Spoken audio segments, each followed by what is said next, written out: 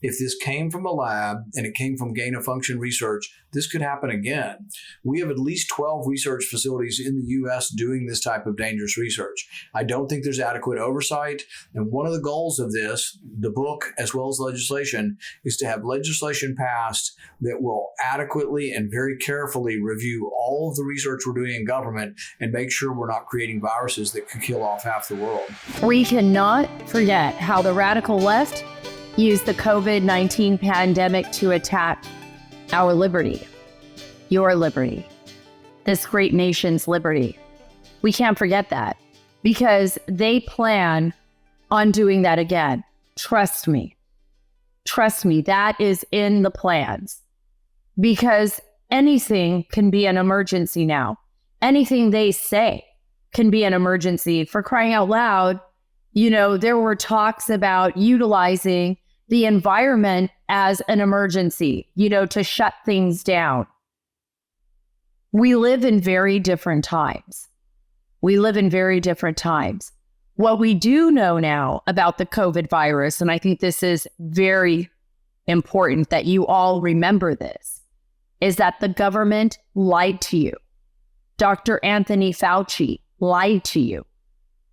They gaslit us.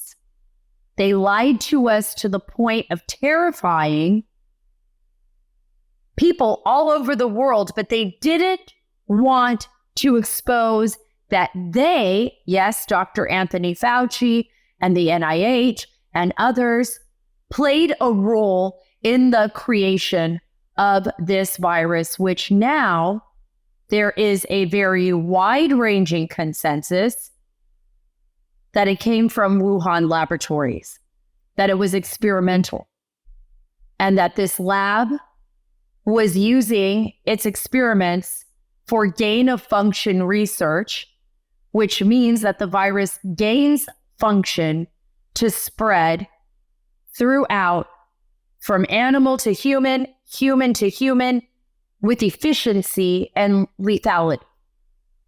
Gain of function. Gaining function. But they didn't want to tell you that. And somehow the fox ended up guarding the hen house. And that was Dr. Anthony Fauci.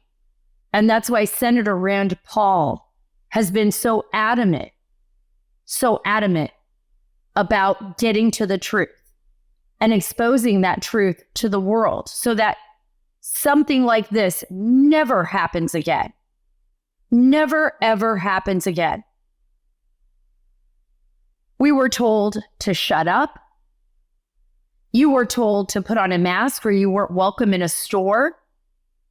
You were forced to take the jab, to take the vaccine, despite possibly any and all reservations you may have had about it. There were people that did not take the vaccine. Some people lost their jobs. There were people that were coerced into taking the vaccine. And whether it was Pfizer, Moderna, Johnson & Johnson, or they weren't allowed back into the office. It was terrifying. I reported on this issue in Ottawa, Canada, when the truckers stood up to the Canadian government, to Marxist Trudeau.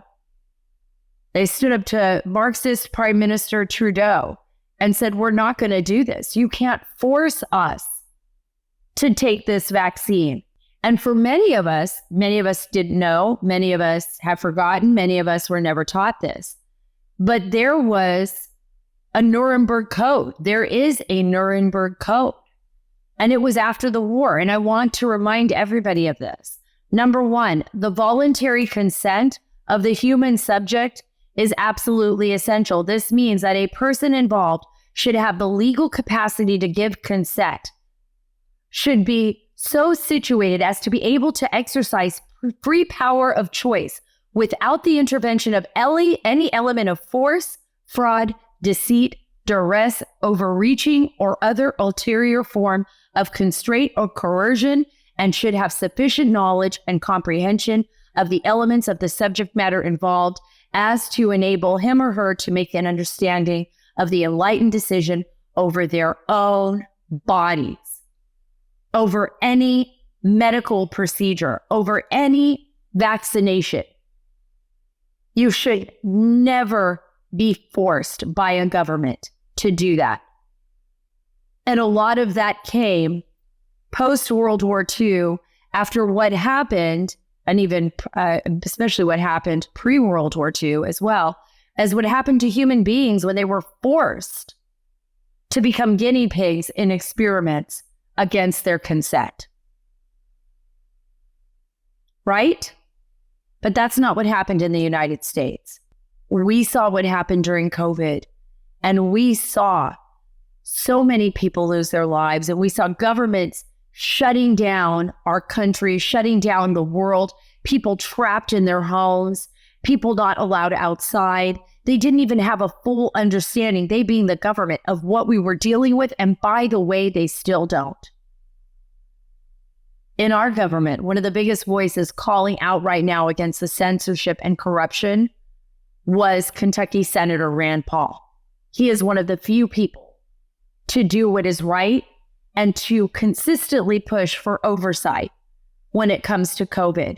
His work to expose the truth when it wasn't popular is so admirable, it's beyond comprehension. He stood up against some of the biggest beasts in the industry, and he won. And he has a book out now that is phenomenal, and we're going to talk about that. It's called Deception, the Great COVID Cover-Up. But first, I want to thank Human Superbeats. Folks, we all have a heartfelt reason to support our blood pressure. In fact, more than half of the U.S. population would benefit from blood pressure support. If you pair this with a healthy lifestyle, the antioxidants in Superbeats are clinically shown to be nearly 2 times more effective at promoting normal blood pressure than a healthy lifestyle alone. With my busy schedule, Superbeats Chews are a quick and convenient way to do something good for my heart. They taste great and they give me peace of mind about my health and overall wellness. Supporting healthy blood pressure comes with a bonus. Superbeats Hard Chews support healthy circulation. So you not only get blood pressure support, you also get productive, heart-healthy energy without the crash.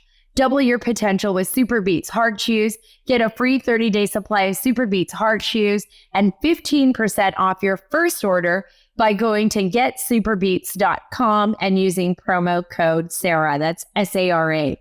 That's getsuperbeets.com, code Sara, S-A-R-A. I'm so grateful to have Senator Dr. Rand Paul, to have you on the Sarah Carter Show.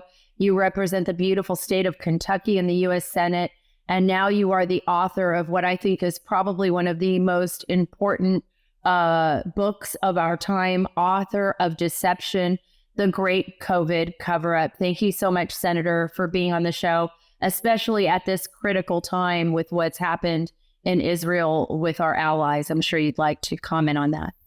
Well, thanks, Sarah. Thanks for having me on. And yeah, I've been on the beginning of book tour, and we just happened to have landed in New York 2 days ago when all of this was unfolding. So we've been in the midst of all of the news, and I think just, shocked is a good word for it, but just horrified at the violence and the senselessness of the violence towards civilians, towards women, towards children.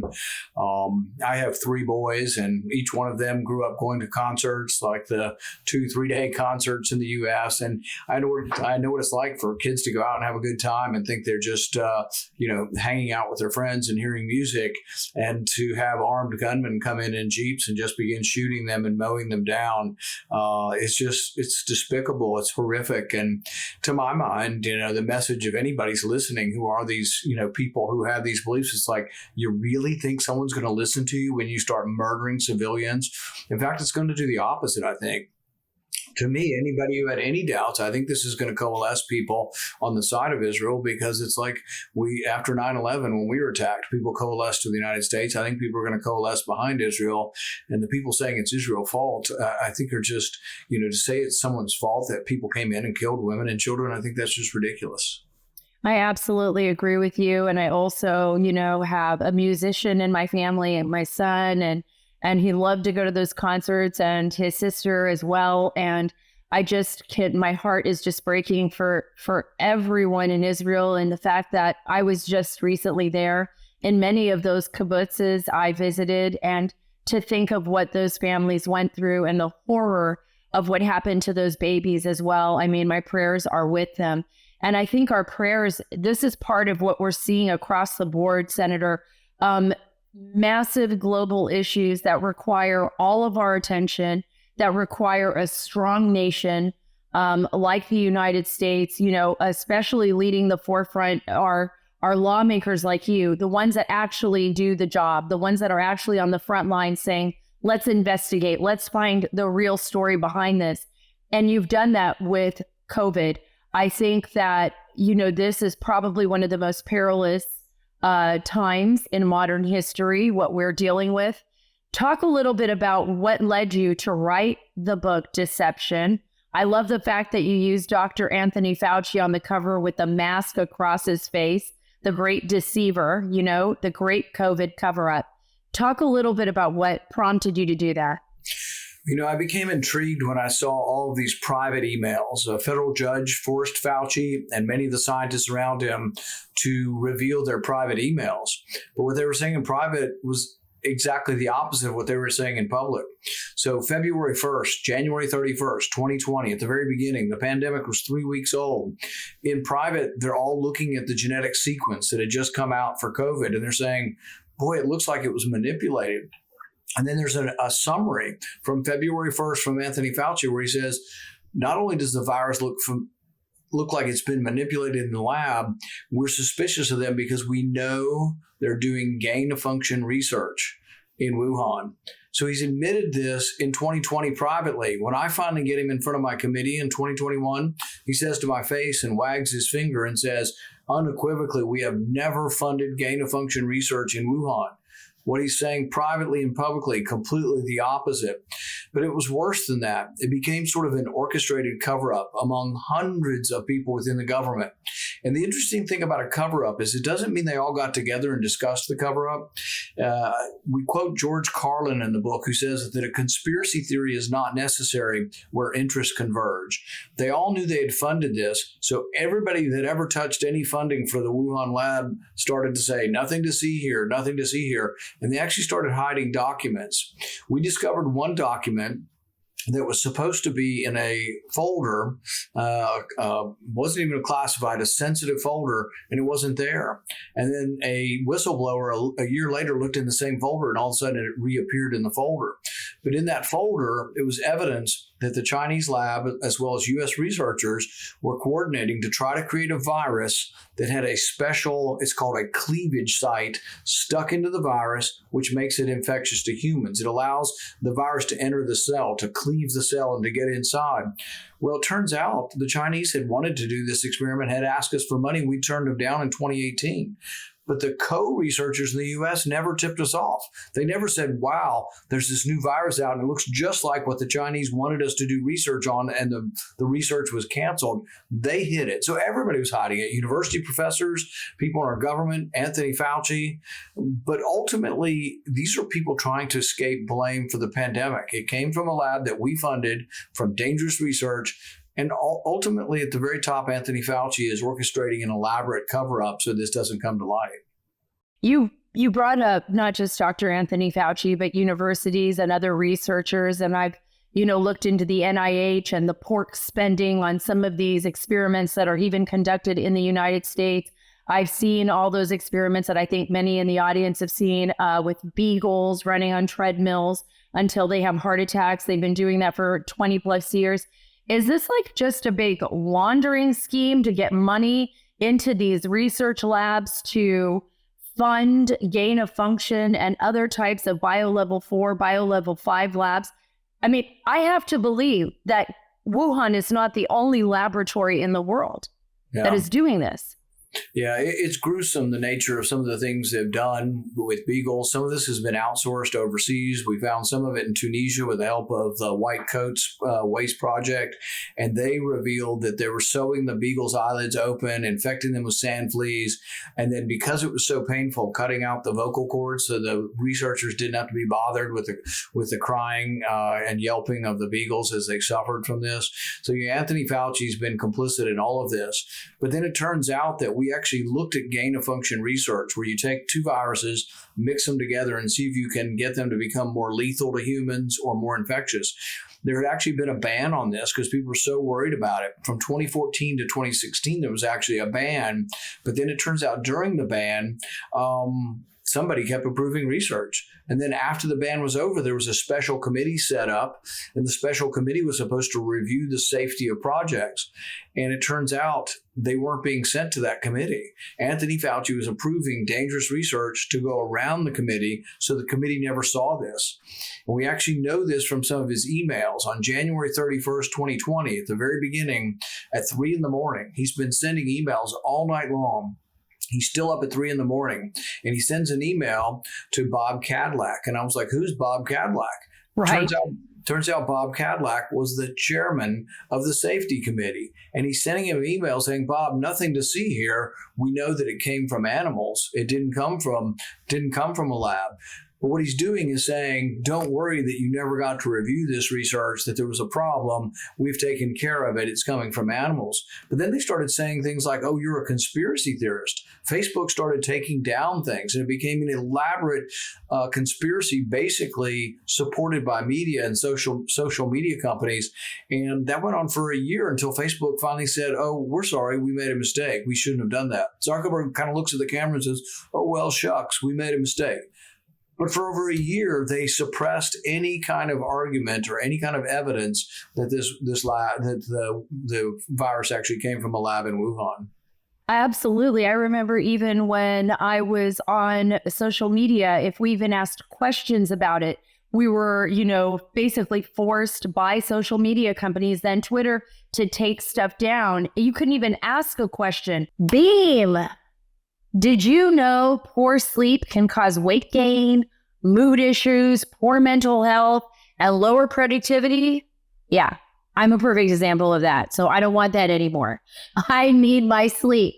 Introducing Beam Dream. We've been raving about Beam's Dream Powder. They're healthy hot cocoa for sleep. And today my listeners get a special discount on Beam's Dream Powder. It tastes so good, guys.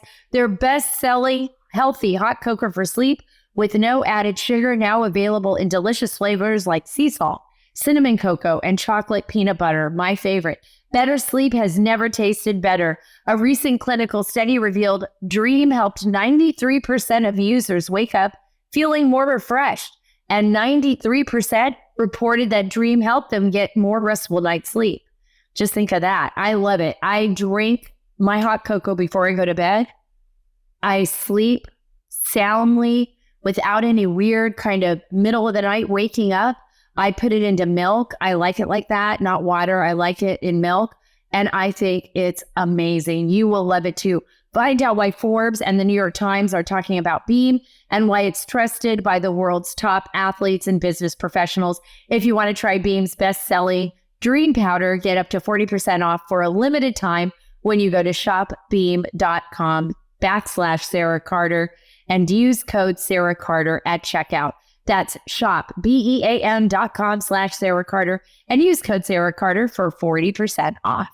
I wanted to figure out, in your opinion, how this was able to transpire. And then I want to go into the details of this virus because I don't think we have all the answers yet. I read Codebreaker by Walter Isaacson about gain of function, about being able to edit the genome and how Dr. Doudna had figured that out and what's happening and I've also met with people who are virologists and others and talked to them about how dangerous this really is. I mean, we are really toying with the future of humanity in some of these cases. And how did this fox get put into guarding the hen house? How was it that Dr. Anthony Fauci, who was behind this mess and behind many other messes, by the way, going all the way back to the 1980s with, the outbreak of HIV in the United States and his failure there, how did he guard the hen house? How did he get picked?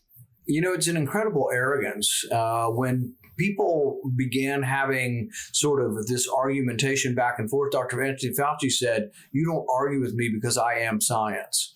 I've never met anybody with that degree of arrogance. He claims that he is science, but really what he represents is the business of science. There are billions of dollars changing hands. And as you read their private emails, as you go through the book Deception, you'll come to this realization that what they're discussing is not really the truth, but how to keep the best flow of money going, to try to keep the money uninterrupted, money going to China. And some of it's being farmed to China. And some people believe it was farmed out to China because it's dangerous. And we thought, well, maybe it won't be approved here. Same way with these terrible experiments on beagles. They're done in Tunisia because Americans would have an outcry if we knew it was going on in our country. And then in the end, like the thing with the beagles, they eventually said, oh, it didn't really happen here. We had the wrong number. We put the wrong research grant number on the paper. It wasn't really the right research. So there's a lot of lying and dissembling going on. But with regard to Wuhan, hundreds of millions of dollars was spent over a 10-year period. And a lot of it went to Wuhan. A lot of it went to American scientists, international scientists.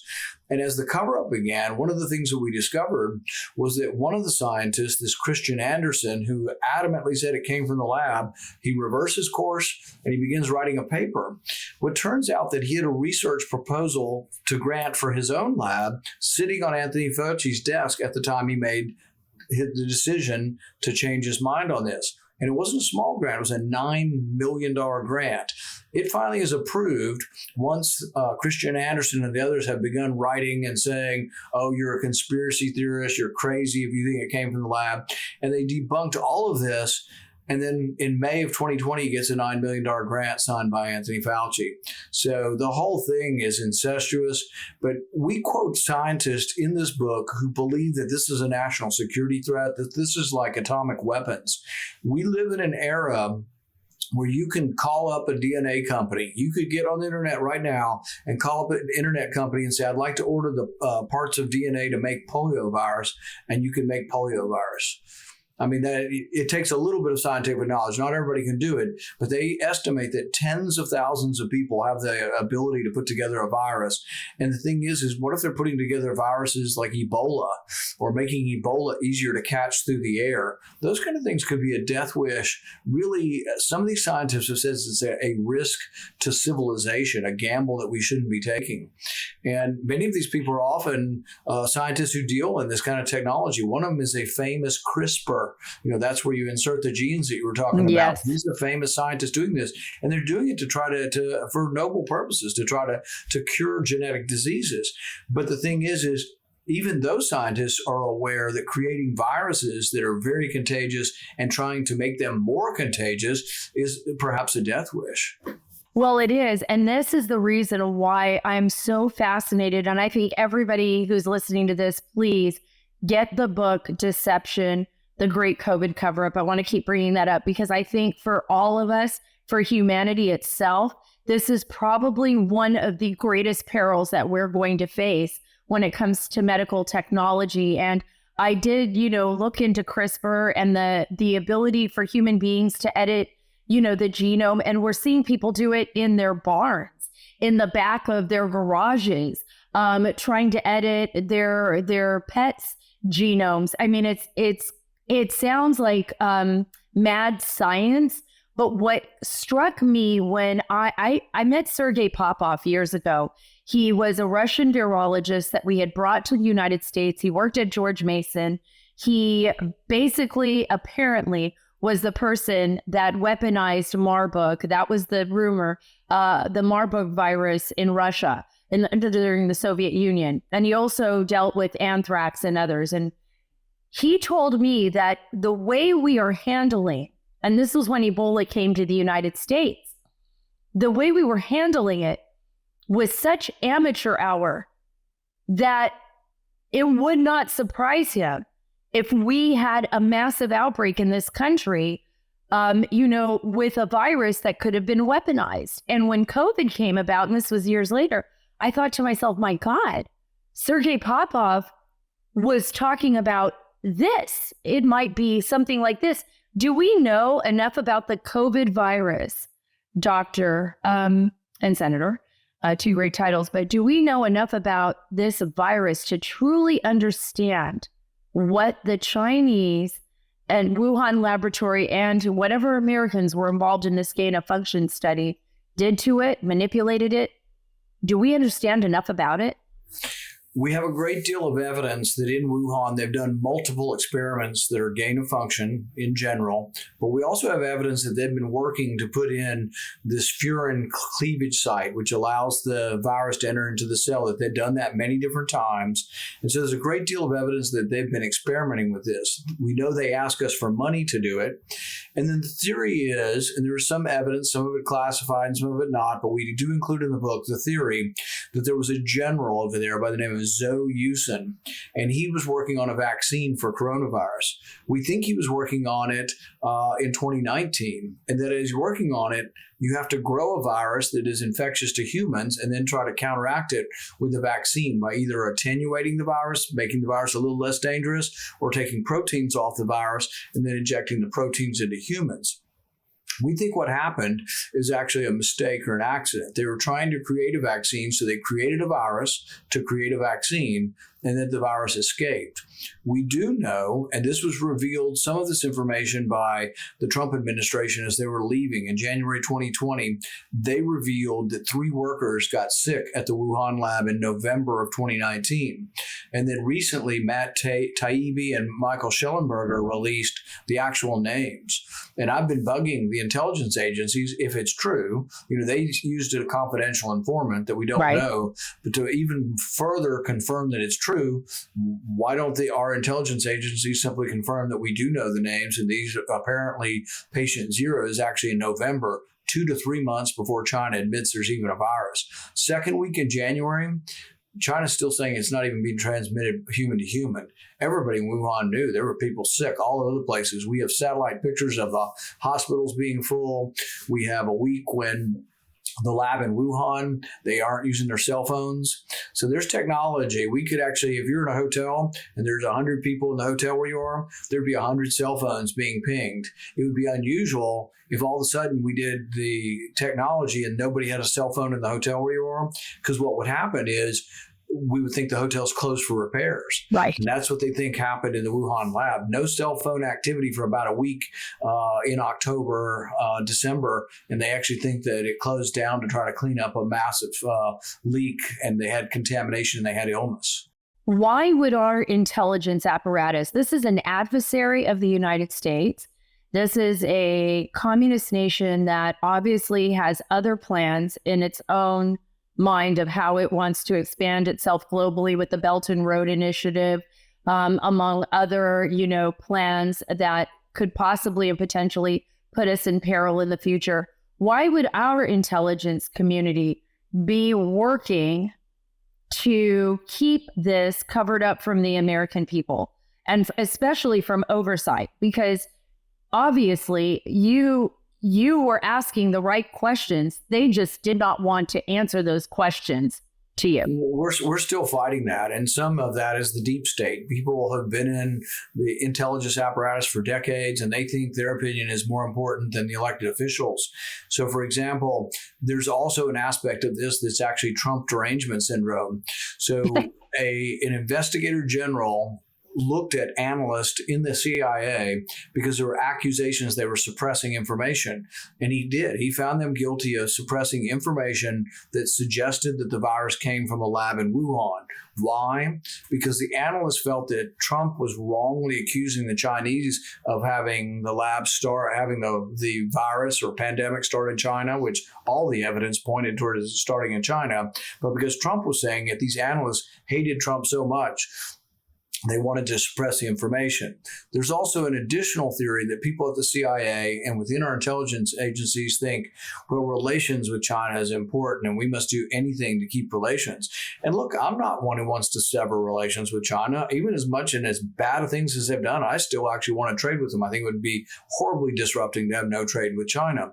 So I'm not someone who's for an embargo. But at the same time, I'm not for lying to people and saying, oh, nothing to see here to keep up relations. It's not worth lying, mainly because if this came from a lab and it came from gain of function research, this could happen again.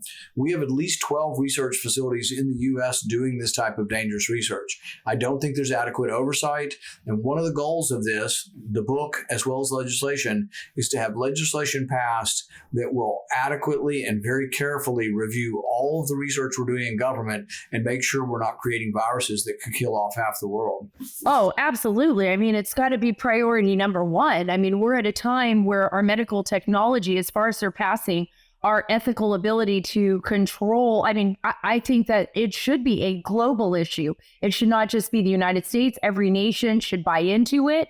And I think that's why your book is so important. I have one more question for you. I know you only have a few more minutes. I wish I could keep you on for like part 1, part 2, part 3, but everybody's going to have to buy your book, Deception. Everybody's going to have to read this.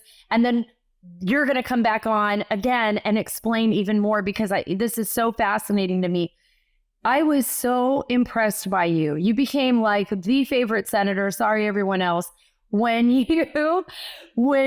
challenged, you were talking about lies and deception, and you made a statement on Capitol Hill where you said, the government now wants to be, the disseminator of what information is true and what information is false, when it's the government, we know for a fact throughout history, that is the biggest disseminator of disinformation on the planet. So we're supposed to trust you with that? And I thought to myself, here's somebody who gets it. We live in a very different world. And we all have the same feelings, but we live in a world where technology, and we're so global, and we're able to communicate with one another. In some ways, it's amazing, as long as government has its hands off of it. Explain why that is so important to you, Senator, and why you fight so much for those basic common freedoms that we have in our First Amendment, even when we don't agree with them all the time. And it used to be something that the left was even better than the right in defending the First Amendment. If you go back to the 1950s and 60s, or even before, when the official government's position were that black people were inferior and that we should infiltrate civil rights groups, the FBI did some terrible things. They went after people in civil rights. They went after MLK. They went after Vietnam War protesters. And the right wasn't very good. The left was very good at pointing out there was a church commission in the 70s to look at the abuses of intelligence of civil rights. But now it's completely flipped. I cannot find one Democrat in the Senate who will help me defend the First Amendment. So it is true that the people sponsoring your podcast or Twitter or Facebook, they do have a right to censor if they want under the First Amendment. But the government has no right to meet and coordinate to censor us. So like YouTube, I despise the fact that YouTube took down my speech on the Senate floor and what I've said about masks, but they have a right to. But there's no right for the FBI to meet with YouTube. There's no right for the Department of Homeland Security to meet with Facebook. This is what was going on. Weekly meetings until about a month ago, when Missouri versus Biden was first brought down July 4th by the district court and then upheld by an appellate court. For the first time, the First Amendment is once again being defended. And so I have bills to do exactly the same thing, to forbid the FBI and forbid the Department of Homeland Security from meeting. They were meeting with them weekly. Twitter finally said, look, we're happy to censor for the government, but with so much work, will you pay us? And the FBI paid Twitter $3 million to help them censor people's speech. But it turned out to be all lopsided towards people like myself or people from the right. And you can't have the government in charge of speech when you're right. The government is the largest purveyor of misinformation on the planet. That is absolutely true. And thank God you are there to oversee and hold people accountable. I wish people could be held accountable to the point of being charged with crimes. I believe these were crimes against humanity. And I just pray to God that your push for more and better oversight when it comes to medical science, I know it's going to win. It has to win. It has to win for us, for our children, and for future generations. Folks, you got to get this book, Deception, the Great COVID Cover-Up. It's by far the best book on what happened, and it will open your eyes and it will shock you at what the potential of the future could be if we don't make changes and we don't support Senator Rand Paul in his quest to save humanity. I mean, really, basically, that's what it is, in my opinion. Thank you so much. Thank you, Sarah. Thanks for having me. I want to thank Senator Rand Paul for coming on the show. You are a great patriot and you are a voice against tyranny. I love the fact that Senator Rand Paul brought up the Frank Church hearings. That was something that Democrats could be proud of. And they stood up against spying in the United States, which, by the way, is now happening. Our U.S. intelligence apparatus has not stopped. We know that. We know that based on what we've seen over the last decade, and particularly what has happened to President Trump. One of the interesting parts of what Rand Paul said, and you all can look into it yourselves too, is the way that the FBI spied on particular people, from Martin Luther King to Cesar Chavez and others, collecting data, collecting information, putting it in secret files. Every single one of us live in a nation that's based on a constitution founded by our forefathers to escape the tyranny that they fled, even from Great Britain and overseas to the United States. And every single one of our ancestors, our relatives that came to this great nation, came here because they wanted to flee either tyranny or whatever reason, mostly tyranny.